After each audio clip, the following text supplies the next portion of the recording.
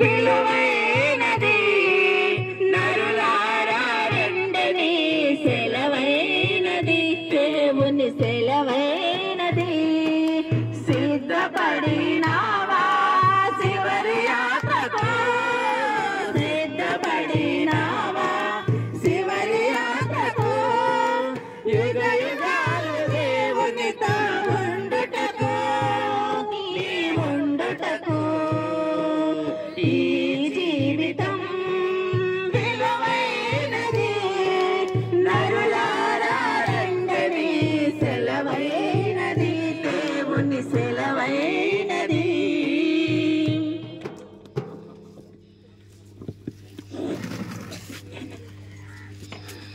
ప్రియమైన దైవజనాగమ, మన మధ్యలోని స్థానిక ప్రజలైన అసెంబ్లీ దైవజనులు మోజెస్ గారు ఉన్నారు.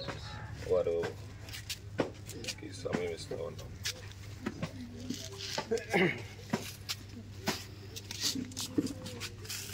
ప్రియులు సహోదరులు బొబ్బరన్న, అలాగే జయమ్మ వారి కుటుంబం ఎన్నో సంవత్సరాల నుంచి సహవాసానికి వస్తూ ప్రభు అయిన యేసుక్రీస్తునందు విశ్వాసం ఉంచి రక్షించబడి మరి దేవునికి సాక్షులుగా వారు ఉండగా గ్రామాలందరికీ తెలుసు. మరి ప్రియులు దైవ సేవకులు సమయలు గారు ఈ లోకంలో ఉన్నప్పుడు ఆయన ఎప్పుడు కూడా నన్ను విడిచిపెట్టినవాడు కాదు. అలాగే సుబ్బాటి కానీ వీరు కానీ ఎల్లప్పుడూ ప్రతిదినం మా ఇంటికి వచ్చి పరామర్శించి ప్రార్థించుకొని ఆ రీతిగా సహవాసంలో ప్రేమతో ఆప్యాయతతో సాగినటువంటి వారం.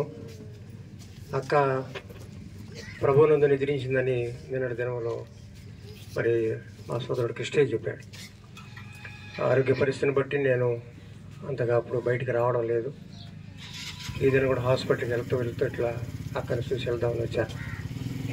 పిల్లరా, మరి మానవుని యొక్క జీవితం ఈ లోకంలో అశాశ్వతమైనటువంటిది.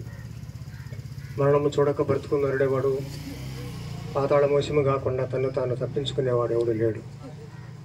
కాబట్టి ప్రతి మానవుడు కూడా మరణం చేతిలో ఓడిపోవాల్సిందే. లోకంలో పుట్టిన వారందరూ కూడా అక్కడికి వచ్చేలేక ఆగిపోతారు, మరణం దగ్గరకు వచ్చేలేక ఆగిపోతారు. కాబట్టి ఆ పిల్లలు రక్తమాంసములు గలవారైనందున ఆ ప్రకారమే మరణం యొక్క బలము గలవారైన అపవాదిని మరణము ద్వారా నశింప చేయుటకు జీవితకాలమంతా మరణదాస్యమునకు మరణ భయమునకు లోబడిన వారిని విడిపించుటకు ఆయన కూడా రక్తమాంసములలో పాడి వెళ్ళండి అని హెబ్రీ పత్రిక 2:14 చెప్పాడు. అందుకే మానవు నుంచి మరణం నుంచి విడుదల చేయాలని ఆయన కూడా ఈ లోకంలో శరీరధారిగా భూలోకానికి అవతరించి మానవుడు చనిపోయినట్టుగా ఆయన చనిపోయాడు. తిరిగి దేవుడుగా తన దైవత్వాన్ని నిరూపించుకుని 3వ నాడు తిరిగి లేచాడు. కాబట్టి ఆయన పరలోకానికి వెళ్ళి వారి కొరకు విజ్ఞాపన చేస్తూ తిరిగి రానే అన్నాడు. కాబట్టి ఒక తల్లి వారిని ఆదరించినట్లుగా నేను మిమ్మల్ని ఆదరిస్తాను. యెరూషలేములోనే స్థానిక సంఘంలోనే నేను మిమ్మల్ని ఆదరిస్తానని సంఘ ప్రియుల ద్వారా యొక్క ఏర్పాటు జరగడం అనేది ఈమెకి ఎంతో ధన్యురాలని నేను భావిస్తూ ఉన్నాను. కాబట్టి ఆమె ప్రభువునందు విశ్వాసం ఉంచింది, రక్షించబడి సహవాసంలోకి వచ్చి ఒక మంచి సాక్షిగా వారి కుటుంబం ఈ గ్రామంలో నిలిచిపోయింది. అందుకు ఎంతగానో దేవునికి స్తుతులు చెల్లిస్తూ ఈ కార్యభారం మరి సహోదరులు దైవ సేవకులు జరిగిస్తుండగా నేను ఒకసారి వెళ్ళి సోదరిని చూడాలనే ఉద్దేశంతో అట్లా హాస్పిటల్కి వెళితే ఇట్లా రావడం జరిగింది. చిన్న ప్రార్థన చేసుకొని మేము సాగిపోతాం. తర్వాత సేవకులు మిగతా కార్యక్రమాన్ని వారు నడిపిస్తారు. మా మిక్కిలి ప్రియమైన తండ్రి, ఘనమైన ఉన్నతమైన పరిశుద్ధమైన నీ నామాన్ని బట్టి నీకు వందనాలు స్తుతులు స్తోత్రం చెల్లిస్తున్నాం. దాసరాలు జయమ్మ కొరకు మరి ప్రార్థిస్తున్నాం. మరి సమయాలు గారు అక్క అలాగే బబులు వారి జీవితాల్లో నేటి వరకు నాయన విశ్వాసం ఉంచి ఈ లోకంలో సాగుటకు విడిచిన కృపను బట్టి స్తోత్ర. అందులో నిజ దేవుడైన నిన్ను నమ్ముకొని రక్షించబడి స్థానిక సంఘంలో సహవాసంలో చేరి ఆరాధిస్తూ స్తుతిస్తూ గణపరుస్తూ సాక్షులుగా ఉండడానికి మీరు ఇచ్చిన అవకాశాన్ని బట్టి జీవితాన్ని బట్టి ప్రభువా నీకు వందనాలు. మీ దాసురాల యొక్క నిర్ణయాన్ని బట్టి మీరు మీ ఎద్దుకు పిలుచుకున్నారు ప్రభువా. ఇప్పుడు ఏమి ఇక్కడ లేదు, శారీరరీతిగా భౌతిక కార్యం మా ఎద్దు ఉన్నది, కానీ ఆమె వాస్తవంగా ఆత్మీయంగా నీ సన్నిధిలో ఉన్నది. నేను వెడలిపోయి క్రీస్తుతో ఉండాలని నాకు ఆశ ఉన్నదని పౌలు చెప్పినట్టుగా ఈనాడు వారు నీతో ఉన్నారు, మాతో లేకపోయినా నీతో ఉన్నారు. అది మాకు ఎంతో సంతోషం. కుటుంబానికి ఎంతో ఆనందం, నీకెంతో మహిమ కనుక మీ దీనదాసురాలు విడబడిన కుటుంబానికి నీ సంపూర్ణమైనటువంటి ఆదరణ దయచేయము. భర్తను బలపరుచుము, ఆదరించము, బిడ్డను దీవించము.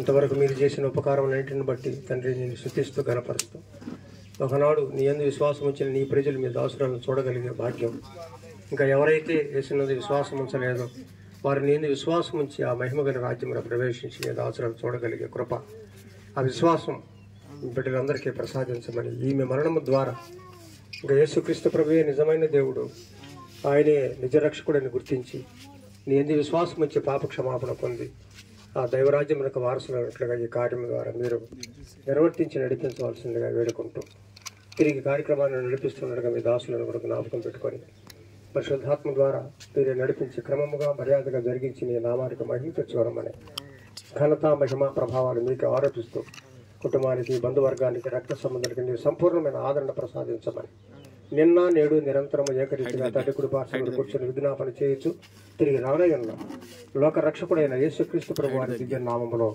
కృతజ్ఞత స్తుతులు స్తోత్రాలు చెల్లిస్తూ ప్రార్థించి స్తుతించి వేడుకొనుచున్నాము తండ్రి. ఆమేన్. Okay, thank you very much.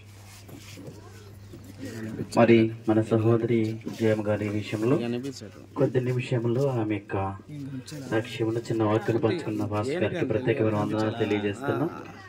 అలాగే దూర ప్రాంతం నుంచి కూడా సేవకులు ఉన్నారు మన మధ్యలో, రండి. వారికి కూడా జయం గురించి ఒక 5 నిమిషాలు మాట్లాడవలసింది మనం చేస్తా ఉన్నాం.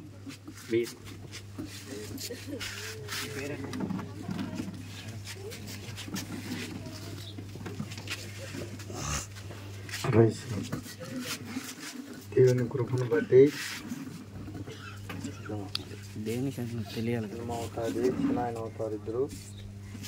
అయినా కూడా ఆత్మీయంగా అయ్యగారిని గురించి కూడా ఉండేది.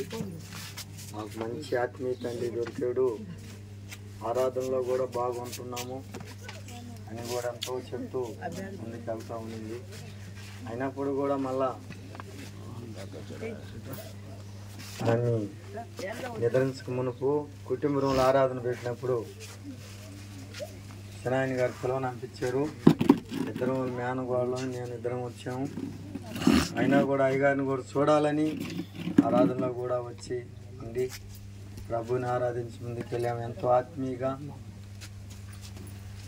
అయితే ఆత్మీయులుగా తల్లిదండ్రులుగా మా చిన్నాయన నాయన గారు తాత అవుతాడు. ఎంత ఆత్మీయంగా ఉన్నప్పుడు ఆయన దేవునిలో బాగా నమ్మకంగా జాగ్రత్తగా నడవాలని పెద్దలు అప్పుడు చెప్పిన సానుభూతి దేవుని ద్వారా మాటలను బట్టి నడుచుకుంటూ ఇప్పుడు ఎవరు ఆ కుటుంబంలో అని నేను తలంచుతున్నప్పుడు తర్వాత చిన్నాయన గారును, చదువుకుమారును, చిన్నమ్మ గారును, అట్లాగే మా అత్తమ్మ గారును, చిన్నానికి అక్కవద్ది ఈ కుటుంబం కూడా దేవునిలో సమృద్ధిగా ముందుకెళ్తూ ఉన్నది. కానీ అక్కగారి విషయంలో కూడా చిన్న విషయంలో కూడా ఎంతో నేను ప్రయాసపడి కూడా దేవుని ఆరాధించాము. కానీ ఈరోజు ఆమె ఈ రీతిలో ముందుకెళ్తూ ఉన్నదంటే చాలా భారాలు తప్పించుకుంటున్నాను నేను నమ్ముతున్నాను. ఇప్పుడు ఆత్మీయంగా కూడా యుగ యుగములు దేవునితో కూడా ఉండవలసిందే అని విశ్వసిస్తున్నాను. ఆత్మీయంగా కూడా ఈ సహవాసం అయ్యగారులు అందరూ కూడా ముందుకు నడిపించబడడం ఎంతో ఉన్నది. కానీ నిన్న తెలిసిగానే ఉంటే నేను కోడూరులోనే ఉన్నా. ఇంటికి వెళ్ళి తొట్టిల్లిపోయింది. అయ్యో ఎక్కడో కూడా నాకు నాయనమ్మని ఆరాధించాలి నా శక్తి నాకు. చిన్నగారి పట్ల ఎంత ఓదార్చేది, ఏ జాగ్రత్తరా సేవ చేస్తున్నావు జాగ్రత్త అని కూడా నాకు సానుభూతులు చెప్పేది, ముందుకు నడిపించింది. ఎప్పుడూ కూడా నాకు చిన్న వయసులో పెద్దలు చెప్పిన మాట నేను గౌదాటను. దేవుని సహాయం, మనుషుల సహాయం రెండు ఉండాలన్నారు దేవుడు. ఆ రీతిలో సానుభూతులు చెబుతూ ముందుకు వెళ్తున్నది. కాబట్టి ఈ రీతిగా వెళ్ళిందంటే ఎంతో భాగ్యమైనది. సేవకుల ద్వారా అంత దూరం నుండి ఈ రీతిగా ముందుకి భూస్థాపన కార్యక్రమం ముందుకు వెళ్తుందంటే ఎంతో ఆస్వాదించబడ్డ వీడు. కాబట్టి దేవుని చేత నమ్మకంగా ఉండింది, నమ్మకంగా ఆరాధిస్తున్నది, ముందుకు వెళ్తున్నది. కాబట్టి ఇంకా కూడా ఆత్మకి శాంతి కలిగేటట్లు, కుటుంబానికి ఆదరణ కలిగేటట్లు అందరూ కూడా ప్రార్థనా పూర్వకంగా ఈ ఆరాధనలో జయప్రదంగా ముందుకెళ్ళాలని ప్రభుపేట మనం చేస్తూ సెలవు. మరి మనతో ఈ కొద్ది మాటలు పంచుకున్నటువంటి ఎలీషా గారికి ప్రత్యేకమైన వందనాలు తెలియజేస్తాను. అలాగే మన మధ్యలో యోహాన్ గారు ఉన్నారు. మీరేమైనా ఆయన గురించి ఒక అంశాలు మాట్లాడాల్సిందిగా మనవి చేస్తాను.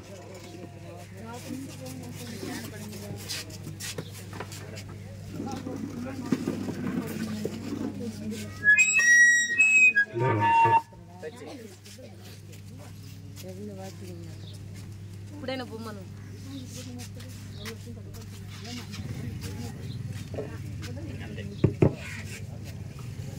సూత్రం అందరికి వందనాలు. సమయంలో జయమ్మ కొన్ని దినాలప్పుడు అవి ఇంటికి నేను వచ్చినప్పుడు నేను ఎప్పుడైనా వస్తుంటాడమ్మా, ఆకలి అయినప్పుడు వస్తాడు ఆయన. అమ్మా శ్వాసమా అని చెప్పిందని చేరు పెట్టి మనవాడు పాడాలకి అని చెప్పేది. ఎప్పుడైనా ఆకలి అయినప్పుడు వస్తాడు అని చెప్పేది. అట్లా కొన్ని నాలుగులో వాటి ఇబ్బంది అయ్యింది నాకు. ఇదని బట్టి ఆ బిడ్డ ఇంటికి కూడా ప్రార్థన చేస్తూ వచ్చాను. అన్న కాళ్ళు బల నొప్పులు ఉన్నాను, అంతా బాగానే ఉంటుంది నడుస్తున్నాను. కానీ